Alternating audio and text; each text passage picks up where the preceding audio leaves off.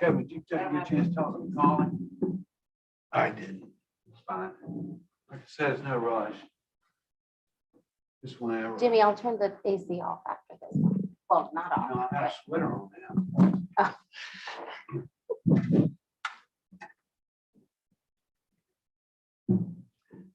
Welcome, everyone. This is Owl Palm City Council public hearing.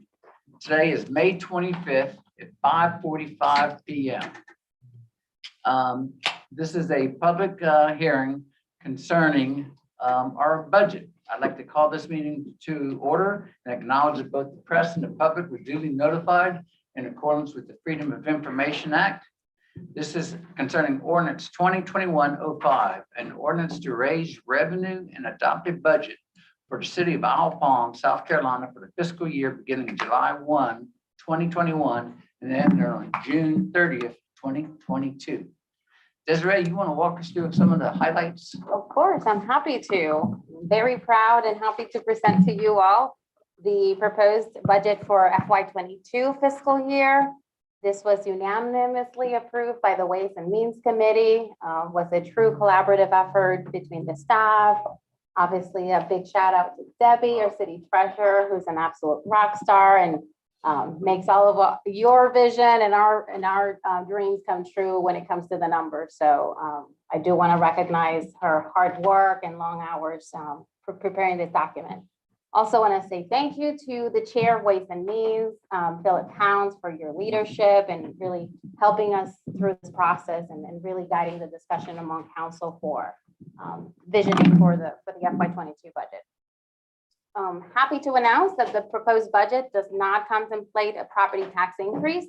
The millage rate stays the same and will generate approximately $4.8 million in property tax revenue to the city.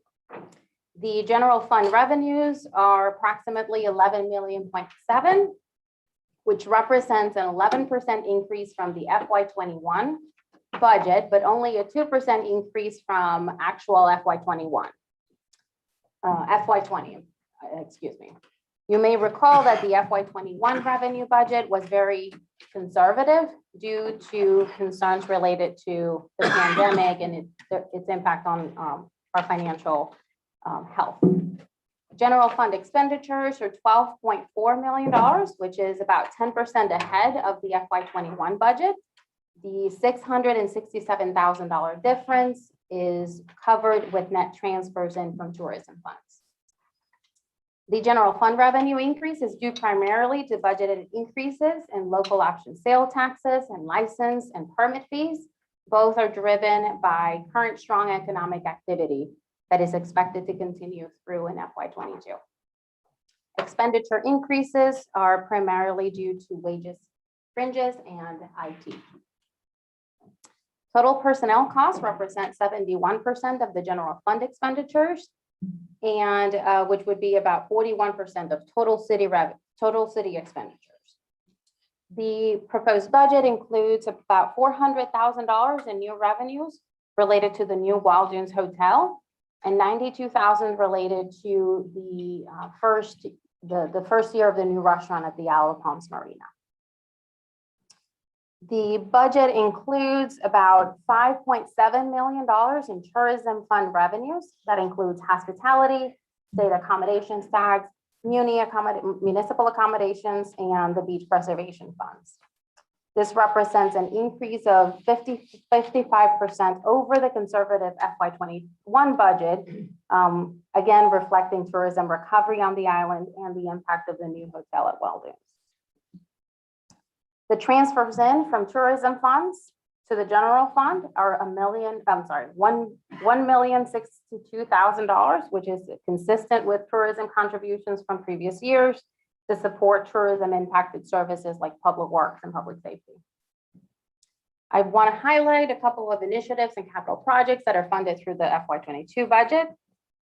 We have $525,000 for the replacement of a pumper truck for the fire department. That was a rebudget from FY21. We have almost $2.5 million in capital expenditures for the construction of the phase 3 drainage outfall project, $250,000 for a comprehensive drainage master plan, to steer policy and funding decisions for the foreseeable future related to drainage. It is a rebudget from FY '21. We have $150,000 for a public dock and green space at the Alapons Marina. We have $125,000 for undergrounding of the electrical lines through the Dominion Energy's non-standard service fee fund, which would be a project that would be covered 50-50 with those grant funds.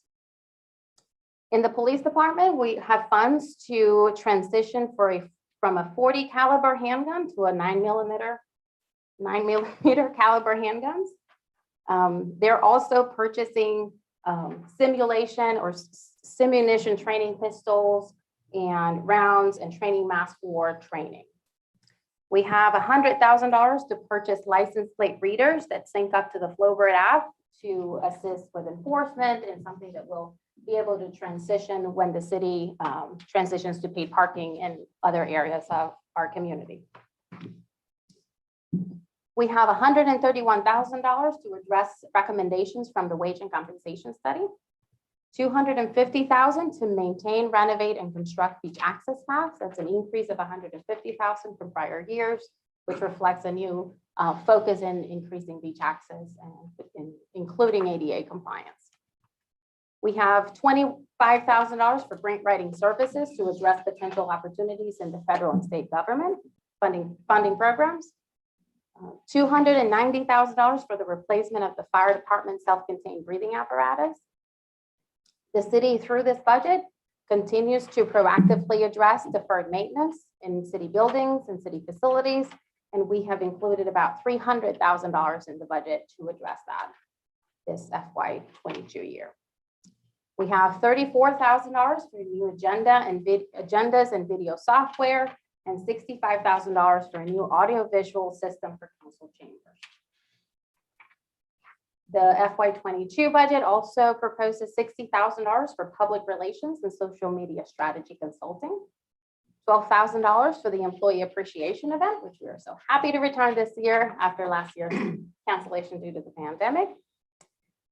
We also included 2 FEMA flood mitigation grants related to properties that experience continuous flooding. That is covered 100% by FEMA. We're just basically a pass-through.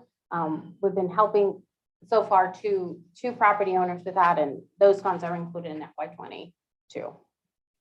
We also included $70,000 to repair about 900 linear feet of sidewalk at Ocean Boulevard to continue our efforts to improve the infrastructure down at our commercial district, and $50,000 for permitting for a future dredging project. I just want to say thank you. This has been a true act of labor, act of love. You can be honest. It could also be an act of labor. And you're looking at me. An act of love, and a lot of hard work from everybody involved. We're very proud that we were able to get through FY '21 the way we did, looking for, our fund balances are looking very healthy and very good. And this represents a lot of work for the staff, and we're just ready to get some work. Thank you, Jess. Any questions? I guess we'll be talking questions later on during our regular council meeting as we have our reading on it. All right. And for our citizens out there, this was just to give everybody an overview of what we've got coming down the pike. But the best news, no tax increase. All right. Motion to adjourn. Is there a second? Second. Any discussion? Hearing none. All in favor?